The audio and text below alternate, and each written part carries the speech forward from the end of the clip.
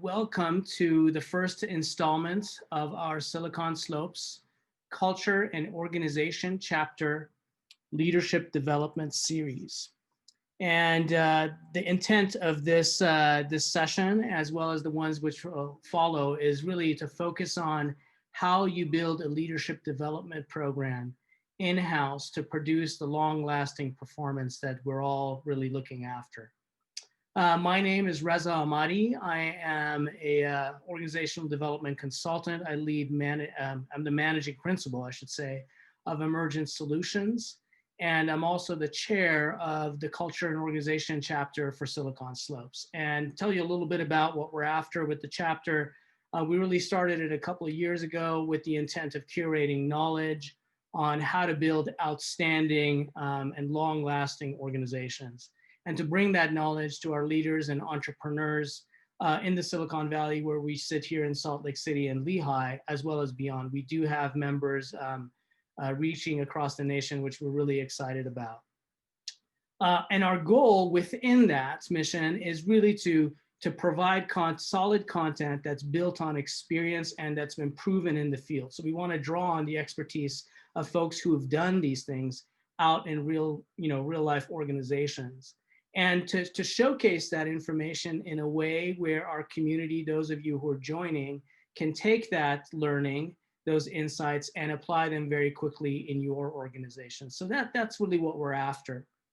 Our topic today, one I think is really, really important. Again, this is the first installment of a leadership development series. It's the first in a few meetings that we're going to have. And it's really focused on how do you develop leadership development? How do you build leadership development programs within your organization, right? And as we move further into the series, we'll get more and more focused into the content of those. And so why is this important? For those of you who have, for those of us who have been in organizations a long time, it's pretty easy to observe the impact that leaders have on the long-lasting, long-term success of any organization. And this happens in a number of ways. Through the strategic thinking, decision-making that they contribute, their ability to drive execution and so forth. But foremost, the way that it happens is in their ability to create a specific type of culture, right? And what we mean by that is you really creating a social system that has the capacity to generate and recreate success again and again and again, innovate over and over again and so forth, to sustain a long-term organization and long-term performance. So, how do we go about this? A lot of organizations, especially as they begin to increase in size, invest in learning and development, and specifically leadership development programs within that. So there's a lot of that going on, but there's also a lot of variety. There's a lot of different ways to come at that. So what we want to do, the intent of this session, as well as the few that will follow, is to really dive into the best practices around how do you build, a leadership development program that sustains a nice, rich pipeline of growing leaders within your organization. So that's what we're after. We're really privileged today to have a couple of experts from the field sharing their insights on how they've gone about this in their own companies, in their own organizations. Our first speaker, Julie Mulcock, is Vice President at Jacobson Construction, where she leads human resources, and she's built a multi-year and very successful leadership development program there. So I'm excited about getting her perspective on the structure and so forth on that. And our second speaker, Todd Hess. Todd is a seasoned coach. And he's ran learning and development for a number of organizations over the past decade and a half, including Call Tower here locally, segments within eBay globally, as well as right now in his current role, Castlight Health. So, whereas Julie's going to provide a little bit more around the structure, we'll begin to transition, and Todd will talk to us a little bit more around the focus area within leadership development, and that being developing coaching skills within your leaders. Before we dive deep into the content, I want to just really quickly run a poll and get your feedback on one thing, get your input on where your organization is with regard to leadership development now. So if you wouldn't mind taking a minute and a half and just giving us a couple clicks here, it would be awesome. Okay, so I am going to end the poll and just share the results really quickly. So you should be able to see, it looks like we have a pretty good mix, but we've got exactly, I think the perfect audience for this is, folks who are building their leadership development program now, about half of the group, and those who are also looking to update the leadership development program, about a third. So fantastic. I think this conversation is going to be really relevant for you all, and I look forward to getting your questions in the second half of this. So with that, I think I want to go ahead and Julie, turn it over to you and have you talk to us a little bit about your work at Jacobson.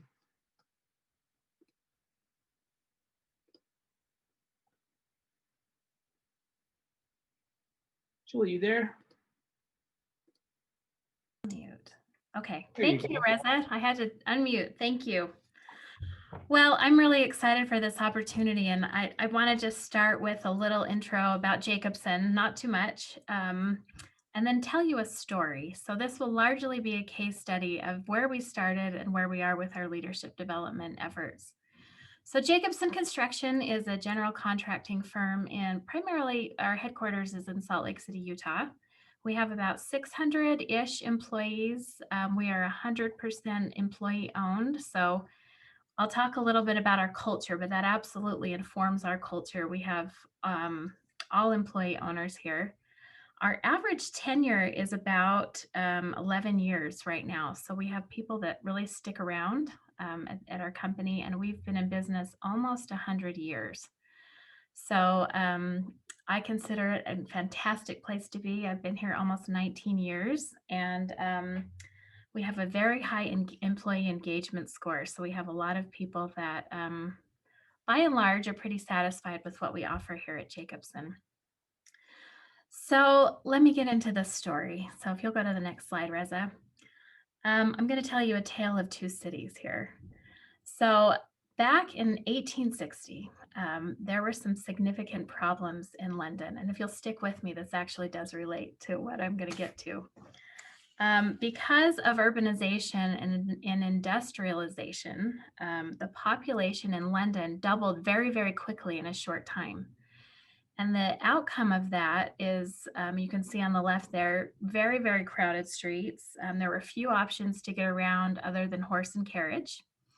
And then on the right side, because people needed to be close to work, London saw the development of slums, very, very overcrowded, not enough space for all the people that needed to live and work.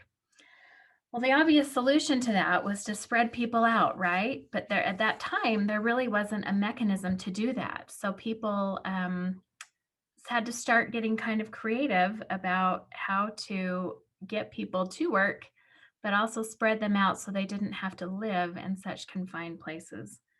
So one historian boiled this problem down to, and I want you to remember this phrase, what needed to be done was an effort to empower people's movement. Okay, really important. Second story, Jacobson's story. Way back in 2015, on our next slide, we also faced a problem with empowering people's movement.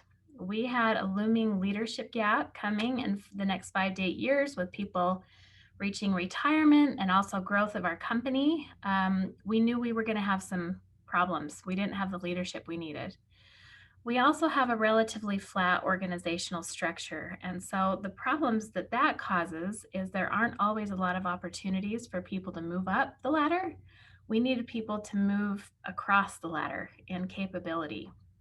We also had fairly siloed groups. So we had a lot of transactional relationships within our company, which, there was opportunity to strengthen that. As I mentioned earlier, we had a lot of long tenured employees, which adds a lot of value, but sometimes can be a little bit of a hardship when we don't have the breadth and depth of experience in-house that is needed to go forward into the future. We also, we had a lot of people that moved up through the ranks in leadership, but we really hadn't defined what it meant to be successful as leader at our company. And then, as many companies do, we had limited resources. We had one full-time employee, which maybe more than some companies have, to solve all of these problems. So, a little spoiler alert on the next slide, the solution to both problems in London in 1860 and problems at Jacobson in 2015, the answer to empowering people's movement was a rapid transit system. So those of you who have been to the UK, that would be the underground, right? In New York City, that would be the subway. In Washington, D.C., that's the metro. But it was a mechanism to get people in very concentrated places to where they needed to go in short spurts and very efficiently. We also adopted that rapid transit approach to help our people and in our company get where they needed to go with a similar sort of model. So that's where I kind of want to build my outline is our rapid transit approach to leadership development. So on the next slide, let me tell you some kind of our philosophy behind that. Why rapid transit? So these are some of the tenets that we build our system off of. First of all, those of you who are in learning and development, it's always a challenge that you've got training over here and the real work right here. And oftentimes they're pitted against each other, right? And so we needed a solution that was close to the work and wasn't competing with people's time. So it needed to be very practical and it needed to be flexible. Rapid transit. Also, I'm reminded of in the UK, there's always that mind the gap, right? There's a transfer gap sometimes when we teach something and then it needs to be applied to the job. So our leadership development needed to have a very, very short gap transfer. I love, and Reza said this in his introduction, but we needed to have our program be a system, not just an event, not just a one-off thing. It needed to be an interrelated system of development of experiences. The routes needed to be chosen and tailored to the riders. So one thing in my experience is there is not a lack of leadership development content out there. It's actually pretty overwhelming. There are so many different flavors. There are so many different vendors. There are so many different resources. I mean, Google leadership development and you can go down a rabbit hole very, very quickly. And so instead of try and master all of those different resources, our approach was to figure out exactly what was needed and deliver to the people, really tailor the program to them. So another way of looking at that is determining where our riders needed to go and build on that. Stations and stops. So, you ride a metro or a subway, every stop's going to be a little different, right? Some will have street performers, some will have places to eat, places to shop, and variety is a spice of life. So that's another thing that we've tried to build into our experiences in our leadership development program is a lot of a mix and a blend of different stops along the way. Traveling together is important. I don't know if you've ever ridden a subway alone, but it's kind of creepy. There's always people around. And building those connections and actually network learning is very, very powerful. We tend to learn a lot more with others than just alone. So we tried to build that in. Leadership development, in my opinion, is not a destination. It's not just the pursuit of a promotion. It's not the pursuit of a position. It is a lifelong thing. And so that's a philosophy that we tried to build in as well. We do not have a leadership development program for the sake of just moving people up. It's to strengthen our culture and relationships within that. So the last thing too is just communicating. So important. People want to know where they are in their career and if they are being seen.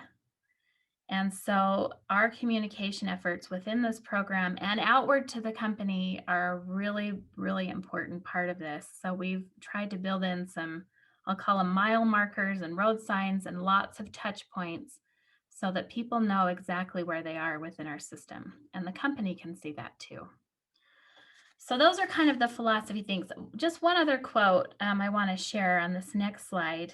Michael Lombardo and Robert Eichinger are, if you've ever heard of Lominger or Korn Ferry, they're kind of the mastermind behind that. And I love this quote. It's development generally begins with a realization of current or future need and the motivation to do something about it. This might come from feedback, a mistake, watching other people's reactions, failing, or not being up to a task, but in other words, from experience. The odds are that development will be 70% from on the job experiences, 20% from feedback and working around good and bad examples, people, and 10% from courses and reading. And so that really, that ratio, 70, 20, 10, and that's probably not new to everyone here, but we really tried to focus less on training courses, less on offsites, and more about creating experiences in-house that developed leadership competencies. So that's kind of behind our philosophy as well. So on the next slide, let me kind of drill down our system. And I could spend a lot of time talking about each one of the stops on our line, on our central line here. But really, it's just a phased approach to leadership development over multiple years. And so we start with choosing participants, and I can talk in the Q&A if you're interested about how we do that. And then we have some structured activities in the first year and some structured activities in the second year.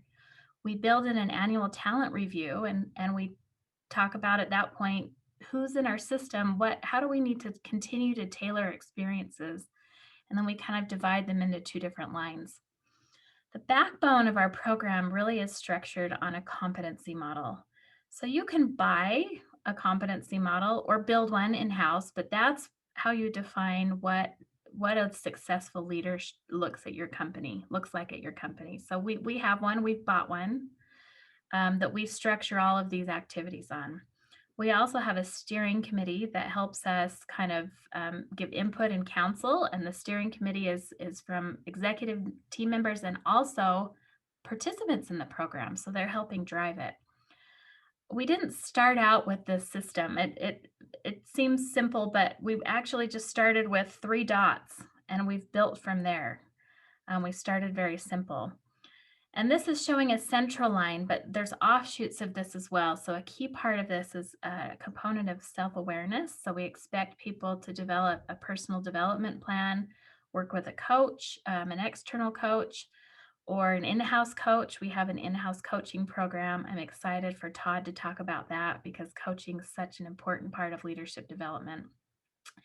And we have multiple groups. So we start a new group every year. Since 2015, we have a different group of 15-ish people at each stop in the system. So we've got multiple activities going on at once.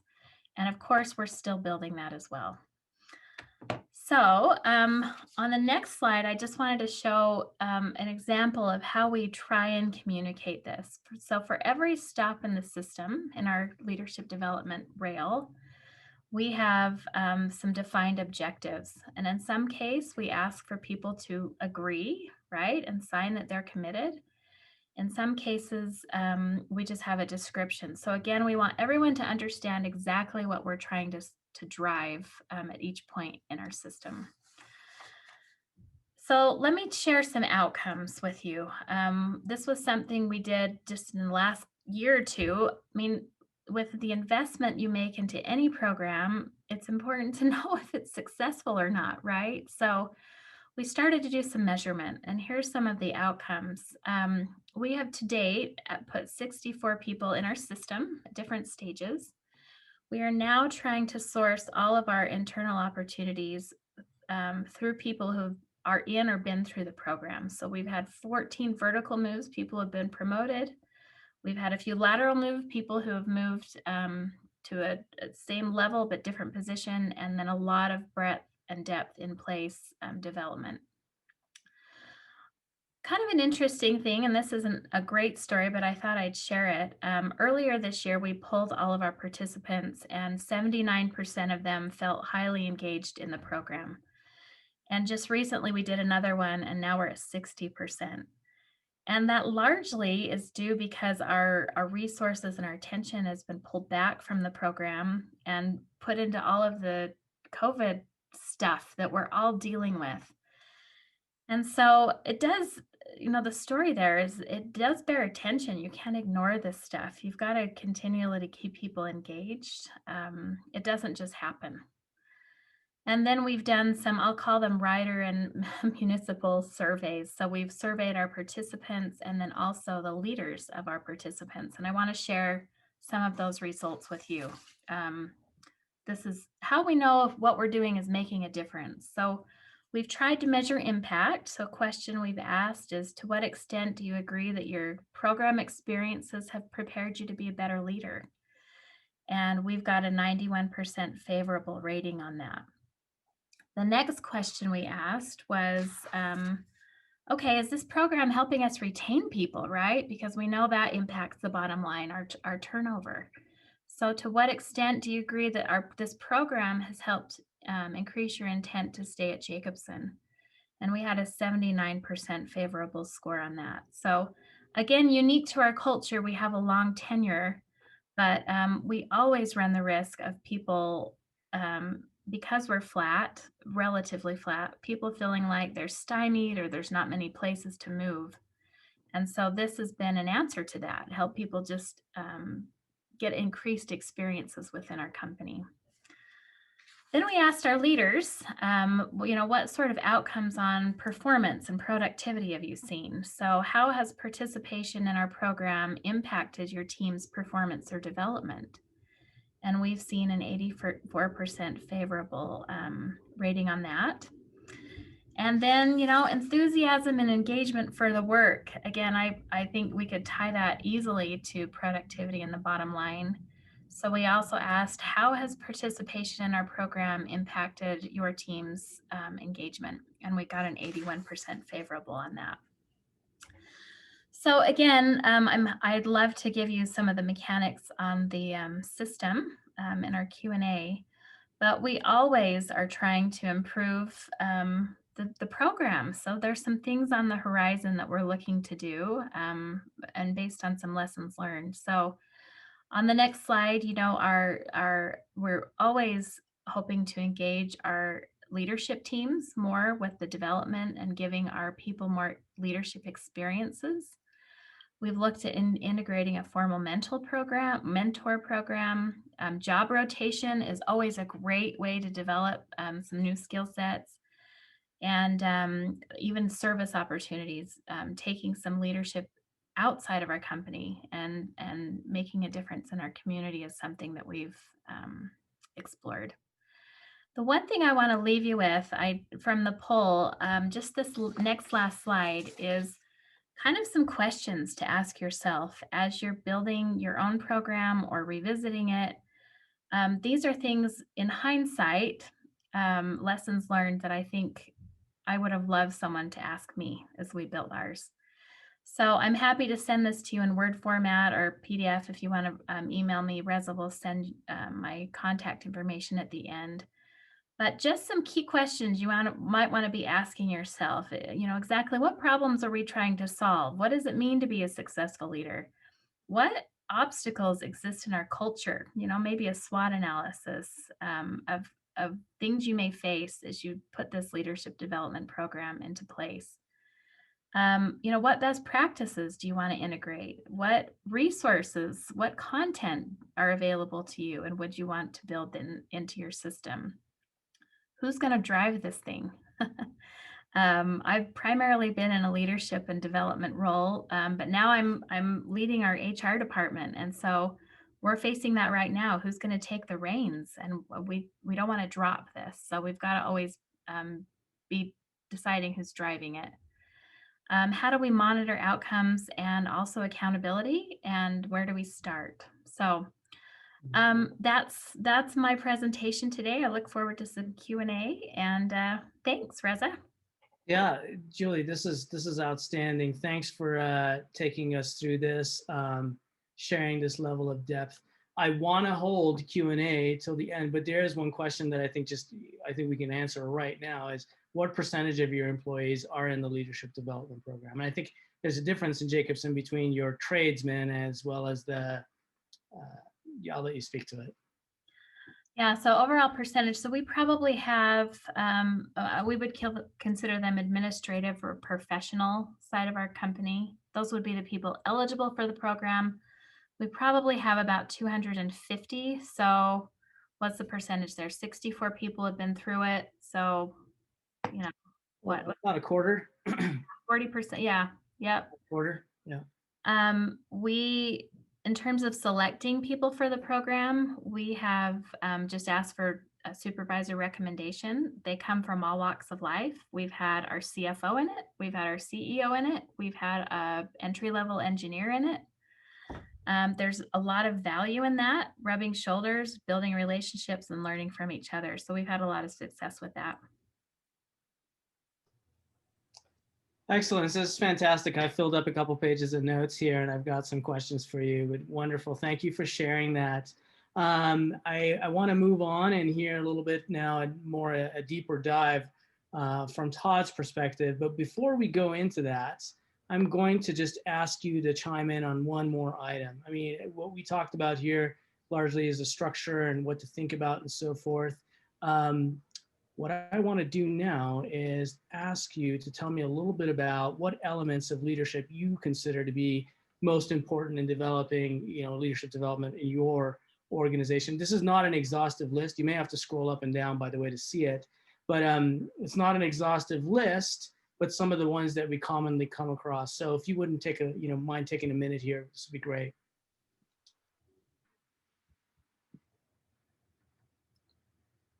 So it looks like, what I'm seeing here is strategic thinking is at the top there, followed pretty closely by empowering employees, leading change, communication, coaching skills, building relationships. Interestingly enough, strategic thinking and influencing are, from my experience in coaching, the top two items that typically become focus areas with executives. And coaching skills is the one that we're going to look at now. And the reason that Todd, I'm sure you're going to have your perspective on it, but one of the reasons I think it's very, very important is because when you develop a coaching skills and coaching culture, you actually check off a lot of the other skills that are on this list. For instance, empowering employees or accountability, right? But I don't want to get too much into that. Todd, I'm sure you're going to take us through all that, so I'm going to turn it right over to you. Thanks, Reza. Thank you, Julie. It's been a pleasure to work with both Reza and Julie and be on the stand, sort of say, with them, with these thought leaders in the community. And so I'm excited to be here with you today to talk about leadership experience, or leadership programs, and my experience that I've had with developing leaders and the rewards that comes with that. It's just so great when you have programs that you see that development of the leaders and what's happening with them and their employees. And it's just really, really exciting. So I want to share a little bit about Castlight on the next slide. And we're a tech company, and we are based in San Francisco, and we just expanded into Silicon Slopes last year. We've been around for 12 years. And but what we do is we provide a portal. We work with Fortune 500 companies for all of the benefits to come into one location. And so it's very personalized for the employee. It's yet simple, and it's a guided experience. There's a wellness component to it as well, but they can see everything about their benefits, their claims, and all that all in one portal. And it really, there's also a transparency piece to really try to bring healthcare to be more competitive. And therefore bringing the cost of healthcare down. And so we've saved a lot of money with our clients just because of that piece. And so it's really exciting to be a part of a company. We actually have a product that we get to use every single day as well. And so it's just fun to be part of that. That's really disrupting the healthcare industry as well. So a lot of organizations, on the next slide, it's funny that, Julie, she's talking about transportation, and what I'm going to be talking about here as well is kind of leading up to that. In the corporate boardroom, or whether it's a nonprofit organization on a shoestring budget, Organizations everywhere are really looking for leaders to guide them through the next steps, the next challenge, might be the next day or the next month, like especially here in 2020, as we've gone through these things this year. And so there's that need to move in sync.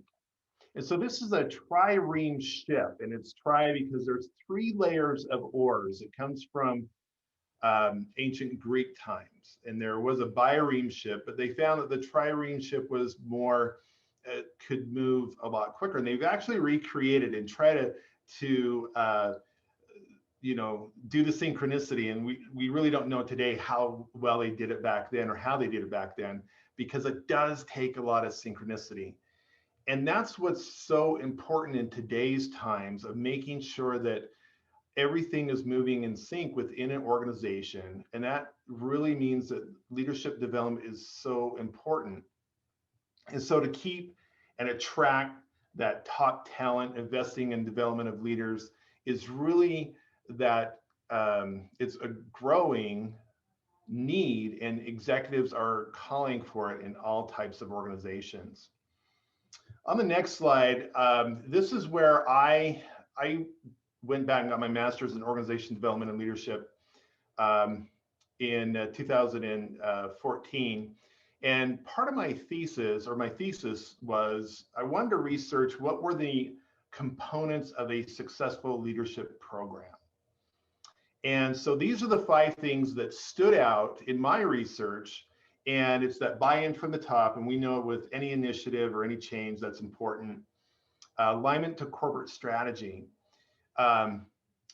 Just like Julie talked about how there was that need to drive and move people, that was an important part of their strategy. And so building a leadership program that was cohesive is really important, just like what Julie was talking about. Leadership behaviors and skills. Of course, a leadership program wouldn't be without developing behaviors and skills, but part of that is measuring it.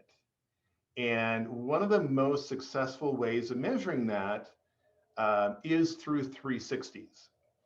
The important part, though, is to make sure your 360 is really in alignment of what you're trying to drive as far as your behaviors and your skills. Because a lot of times there's these separate 360 degrees that really don't pertain to what your leadership development. They really need to mesh together. Mentoring. Mentoring is another key component. I was an intern for Boeing many years ago, and I had a mentor in a different business unit. It was just so great to meet with a mentor, understand the business. One of the things that we're doing at Castlight is we're implementing a mentorship program within a particular department as just kind of as a beta test to see how well that goes. We're taking our top performers and matching them up with leaders within the organization to help them develop and grow within the company as well. And this last component, this is where I'm going to spend some time on today, is coaching. And this is where a great amount of change can happen and influence and empowering, just like what Reza was saying with that poll that we did. But before I get too much into coaching, I really want to first go into what coaching isn't and also what coaching is. In organizations today, you know, I'm a certified leadership coach, it is kind of disheartening when I hear, well, we need to give that person coaching.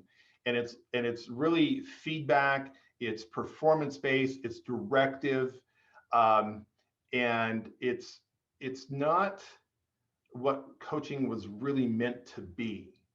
And coaching comes with, and it begins with a place of curiosity. And that's an important component of emotional intelligence. And so it's that dialogue, and it's really empowering that employee by really asking those open-ended questions. So the International Coach Federation, they set out to define what coaching is. And on the next, here on this slide, the definition is that coaching is a thought-provoking and creative partnership that inspires employees or clients to maximize their personal and professional potential, often unlocking previously untapped sources of imagination, productivity, and leadership. And it's been so amazing to watch as leaders, as I've trained leaders and managers, people managers, to utilize coaching skills to empower their employees and really get to know them. So what is a coaching culture and how do you build that? And on this next slide, this is where, and Julie touched upon this, there's three components or three modalities basically to build that strong coaching culture. And having these three really kind of, the combination of these modalities, it really helps with the perceived benefits or drawbacks of each. And so there's the internal coach practitioners. Julie talked about that, how they have an internal coaching program. I, as an internal coach, work with leaders as well. And then there's the external coaching practitioners. And then the other modality is teaching managers and leaders these coaching skills. So there was a study done by the Human Capital Institute and the International Coach Federation. They started in 2014 and they've continued every other year. So the most recent one just this past year showed that 83% plan to expand and grow the managers and leaders using coaching skills in the next 5 years, which really is showing how important coaching is becoming in an organization because they're starting to see the success of it. And then also that there's that fixed budget that's set aside for coaching, and then it is actually a component of leadership development. So similar from what the polls showed that Reza did, I think it was 57% saw that coaching was an important component as well. And so external coaching, where we, some of the pros about that on this next slide is that the coaches are able to really have frequency to meet with those internal leaders or managers or individual contributors. Their ability to coach executives as well, because like there's internal coaches, but having that external coach that's really on that executive level is really key. Like we have executive coaches at Castlight. Some of them few of them have the same coach, but others have other coaches that really is working for their needs or their personality, which is really important. And so on the other hand, some of these respondents in the survey, some of the cons that we have to be aware of when we actually engage with that external coaches is that the limited knowledge of the organizational politics, the values, the strategy, really kind of interferes with their ability to get to know and understand the business. Also, because they're coming from the outside, that trust and building that trust, the cost of it can be a little bit too much for people's budget. But the other component of it that's not listed here is that these external coaches they're not very good at team coaching. And I view that as because when I've done team coaching, knowing the business really helps because you can understand what questions to ask and so forth. At Castlight, like I said, we utilize external coaches, but we also utilize a coaching company. And I'm not promoting this, I'm just talking this as an experience as a customer, but we utilize a company called BetterUp. There's other companies like Torch and there's several of them out there. But we pair up coaches from BetterUp with our top performers. They can be individual contributors or they could be people managers. It just really depends on where they're at and what is needed for them to succeed at Castlight.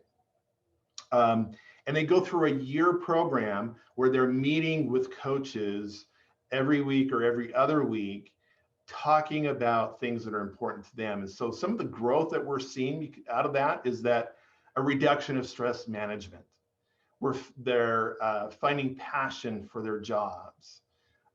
They're able to do strategic planning and goal setting more successful. They're discovering how to collaborate more effectively. They're able to do their own career planning, which is so important, as well as help manage up, being able to communicate up with their leader, but also engage with the executives of the organization as well. So that's some of the success that we've seen with utilizing this external company of BetterUp. And so currently we have 50 people within our organization. Our organization is about 450 employees. And so, but that's just not managers, that's individual contributors as well. Now, the last thing that I want to talk about is the managers and leaders of developing coaching skills with them. And so there's this book called The Coaching Habit, and it was exciting collaborating with Julie. She's like, I've used that book here too, because it's very simple. And this is, if you want to just have a quick win with coach and develop coaching skills within your people managers, take this book and get it and read it and have your leaders do the same. It can be just like a book club type of a thing, or you can just spend some time in a training going through the concepts. There are 7 questions in this book. They're just very basic and simple that can help start those managers building these coaching skills. And this is something that I developed in Call Tower. And this was early on when I was learning coaching myself, and just found this book so helpful on a very simple level. Once we rolled this out, had a manager who was struggling with an employee and was putting them on their final and last performance improvement plan. If they didn't improve, then we'd have to let that employee go. And I asked them, like, what have you discovered? Like, what questions have you asked? And referring back to these specific questions that are outlined in this book. And the leader hadn't had the opportunity to really implement it with this employee. And so when they sat down and they were going over the performance improvement plan, he went into coaching mode and was just asking questions and really getting into the heart of why that employee was going on to that performance improvement plan. And it was fascinating that the leader came back and said, you know, I discovered some things that I just had no idea. And that's a problem that we sometimes get in leadership, that we think that we know things and it's just advice that we're giving. We're not discovering, we're not coming from a place of curiosity. And that employee never went back on a PIP afterwards, became a very successful employee because that leader spent some time just asking questions. And so the basic things with coaching skills is listening, those powerful questions, and those action plans to put in place. That's a very key component, because those coaches, they work with the employees, they set an action plan, and they're able to follow up on that. So that is coaching in a very quick nutshell. I am very passionate. I love coaching. And I've had conversations with Reza about this. It's just a fun thing to do and see that growth that's happening within people. So I'll turn it back over to Reza for some questions, speaking of questions. So yeah, thank you. Thanks for that, Todd, taking a deep dive into coaching and how it fits into the whole leadership development program structure. This is obviously a topic that I'm really, really interested in. And, you know, I think you covered it well. I think at this point, you know, maybe before we dive into a full Q&A, I can just put out one more poll and get a little bit more insight from our participants here. So I'll stop sharing that. So now we've talked about the structure a little bit. We've talked about some of the components that go into it, some of the elements of leadership development programs. And last thing I want to ask you about is just, what are some of the challenges if you've tried to get something like this going in your organization? what are some of the challenges that you've surfaced? So it looks like, we do know that some people are just at the beginning of building their program here. I think it was about a half of our group were building that program. But what we can see here is, 75% basically measuring outcomes is one of the biggest challenges, building content, commitment of participants, customization for individual needs. So maybe those are some of the things that we can potentially address here. So Todd, Julie, if you don't mind, I want to dive in with my questions. Okay. The first one that I want to ask is, Julie, you mentioned this at the beginning. I mean, if you just Google leadership development, you're going to get a huge number of hits. I think the area of leadership is right up there with like self-development as, if we were to date myself, if you were to go to the bookstore, it'd be one of the largest sections of the bookstore, right? Of your local Barnes and Noble, right? So there's a lot of content out there. There's a lot of vendors that are also providing right off the shelf. You can buy an entire leadership development program, right? And each one has their own theoretical slants and so forth to it. But what are the benefits from both of your perspectives of building a program internally versus buying something that's built and structured from the outside? Well, do you mind if I go first, Todd? Yeah, go for it. I can list a laundry list of things. I'm really a fan of building internally. So first of all, you've got to tie it to your culture. My experience with off-the-shelf stuff is you take it off the shelf and you have to adapt it anyway, and make it your own. I think there's tremendous opportunity to pull in your existing leaders to help build the next generation of leaders. And so a lot of your content and expertise you already have in-house. I think there's also opportunities for more buy-in when it's really closely tied to your culture. And again, I'll point back to that leadership competency model. But if you've defined what it takes to be successful as a leader at your company, and then you take the extra step of tying that to your unique characteristics of a company, that's hard to do with off-the-shelf products. So yeah, I just think there's a lot of value in using what you have, and it's less expensive often to do it that way. Yeah, and if I could add to that, what I would say is, as well as that cohesion and that synchronicity that I talked about, because you are looking at, when you're looking at building it internally, you're seeing what's most important right now. And what matters to your leaders right now to drive and move the business forward. If I were to, if Julie were to meet with her executives and me meet with my executives and ask that same question, our priorities are going to be very, very different. And so it's really important to, like, you can bring in those generic things, but if you really want to focus in and drive the business, you're bringing that cohesive.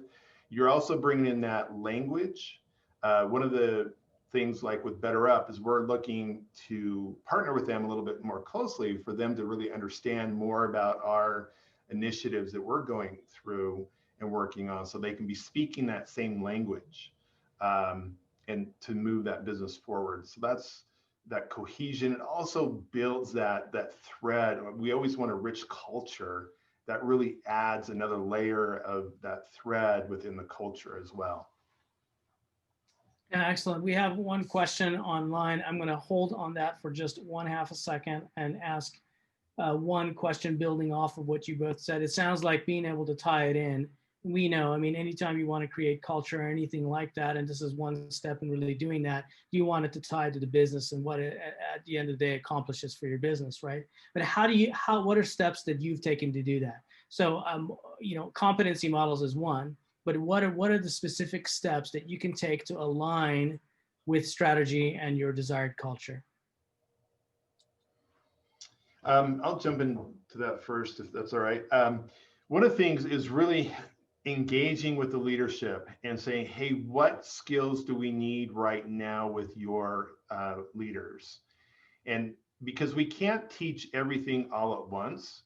So finding those few things that we can teach right now, and then what we can do to follow up with that is another important part. But having the executive team, in a way, say this is what we need in the organization. There's like card sorting activities or other ways to really pinpoint those practices and behaviors that they want the leaders to exhibit. And then you just go to work building the content, building that training, and engaging those leaders to change those behaviors or enhance those behaviors. Excellent. Thank you, Julie. I was just going to, your question is an inherent leadership competency in and of itself, right? And so one thing that we've tried to do is, hey, I'm running this program. Do I know everything about leadership? No. And so we've built in a capstone, we call it a capstone project, but project-based learning, where the types of questions you just asked, we turn over to our leadership development participants and say, help us figure this out, right? And we've had a lot of success with that. Some internal programs that have been built from those people who were building thought leaders, right on the spot. So I don't always have all the answers. Our CEO doesn't always have all the answers. So we share that with our people. Yeah. So excellent. We've got 2 questions online. One of them, the first one is, what are the trade-offs between having voluntary leadership training and development and imposing that? So I guess what that means is, having them opt in versus you pushing it out. And we have one question after that, so we might have to take that one pretty quickly. Julie, you want to go? I'll go, and we'll see if we agree or not, but I'm always a fan of voluntary. All of our training programs, for the most part, except for when there's a real performance problem, are voluntary. And we get great support. We get great engagement that way. Part of it is the way you market it, right? You've got to make it compelling, and you've got to make sure there's value there for people. If there isn't, then you're not going to have a lot of engagement. But I think voluntary, and then you also kind of see who's the people who are interested in those opportunities are the people you want to invest in largely. So that's my experience. Yeah. Thanks for that. Todd, you want to chime in? Yeah, I agree with that. There's just, at Castlight, I wouldn't say that we impose it. I mean, it's there and it's offered, even with like what we call our performance review, or what we call reflections, because they really are just asking questions of what the employee is on their career and development. And we don't force all employees, all managers to do it. It's there as a tool, and it's interesting those managers that engage in it are more successful and have less employee issues. But it really, like Julie said, you just want to invest in those people that want to invest in themselves. Yeah. I'm going to provide my own answer to build off of yours too. Is they're often working, with executives. Oftentimes you run into somebody who needs a little bit of help, and they may not be in a position to be able to identify it. So sometimes when you have a structure of leadership development that surrounds that, and there's other executives and other folks participating in coaching, it can make it a lot easier and less sort of punitive feeling to be, asked to participate in some sort of a leadership development program. If you have a team or a cohort that you're putting in at once, often can help. The last question that we have here is, what tools do you recommend to assess leadership capability and growth? Todd, you already mentioned 360. You want to go real quickly? Yeah, I wouldn't say a particular recommendation. Only, find one that works for your organization, your culture, and your needs. There's so many out there, but really trying to pinpoint what matters and what works best for your organization. I mean, that's my biggest advice. I looked at many different tools, myself, and it really depends. I know it's a lame answer, but it's really truthful. It really, what matters for your organization. Julie? I would echo that as well. I mean, we also do the 360s, so we're heavily focused on that. Leadership, there's more to it than that, though. So, one model is you look at someone's competencies that you've identified as, behaviors. You look at their traits, just their natural personality, and then drivers, what drives them. And there's a tool for each one of those things, right? So again, it's just identifying what's important to you to measure. And there's a lot of tools out there. I know we've covered a lot of ground, and there's probably a lot more questions, things we can dive in depth. Todd and Julie have been gracious enough to offer a little bit more of their time. If you want to speak with them and reach them, this is where you can find them. Certainly LinkedIn is obviously a good avenue to set up an ongoing conversation with somebody. So feel free to do that. If you have any questions regarding the topic, Silicon Slopes, the culture and organization chapter, I just reach out to me. A big thank you to Todd and Julie. Thanks for doing this, making time for this, putting time and energy into it, and sharing all this insights. And just wonderful. I guess we're at a point where we can wrap, and just want to tell everybody, wishing you all much success. Stay safe out there. Enjoy the rest of your day, and hopefully we'll see you in another event. Okay? Thank you. Thank you, everybody. Thank you, Rosa. Thank you, Julie.